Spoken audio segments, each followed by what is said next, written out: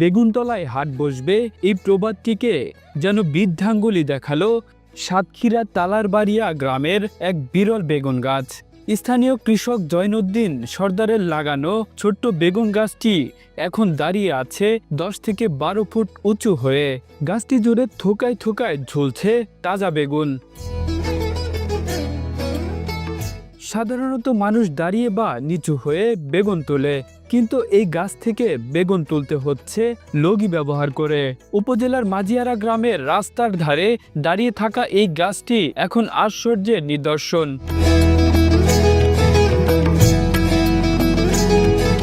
সাধারণত বেগুন গাছ 1.5-2 ফুটের বেশি উঁচু হয় না, কিন্তু জয়নুদ্দিনের যত্নে বেড়ে ওঠা এই গাছ যেন সব নিয়ম ভেঙে দিয়েছে। প্রতিদিন দূর দূরান্ত থেকে কৌতূহলী মানুষজন ভিড় জমাচ্ছেন গাছটি দেখার জন্য। কেউ ছবি তুলছেন, কেউ ভিডিও করে সামাজিক যোগাযোগ মাধ্যমে ছড়িয়ে দিচ্ছেন এই বিরল দৃশ্য। এই বেগুন গাছটা আমি আজকে এই 1 বছরের বেশি হতে চলিয়েছে লাগাইছি। এখন এই গাছে ফল ধরেছে। ছোটোকালে লোকে বলতো, বাপ চাচারা বলতেন যে বেগুন গাছের তলায় হাট হবে। এখন এই গাছ হয়েছে, ফসল হয়েছে, সারা দেশের থেকে লোক আসছে, বিভিন্ন জায়গার থেকে লোক আসছে আমার এই গাছ দেখতে। বহুদূর থেকে লোক আজকে সকালবেলায় যশোরের থেকে আইছে 2 গাড়ি যশোরের থেকে। এত সুন্দর সুন্দর বেগুন আছে, গাছটা 14 ফুট লম্বা, ভালো সুন্দর বেগুন হয়েছে। এই এত আগে কখনো দেখিনি এত লম্বা লম্বা গাছ।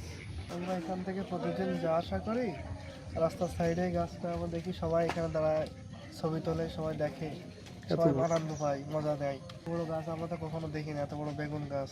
কৃষক জয়নুদ্দিন সর্দার বলেন, আমি নিয়মিত গাছটি পরিচর্যা করি, তবে এত উঁচুতে গাছটি বেড়ে উঠবে তা কল্পনাও করিনি। এখন গ্রাম ও শহর থেকে সবাই এটি দেখতে আসে। তিনি আরও বলেন, প্রবাদে যেমন আছে বেগুনতলায় হাট বসবে, মাঝিয়ারার এই গাছটি ঘিরেও তেমনি ছোটখাটো হাটের পরিবেশ সৃষ্টি হয়েছে। Kamrul Islam, Asian television.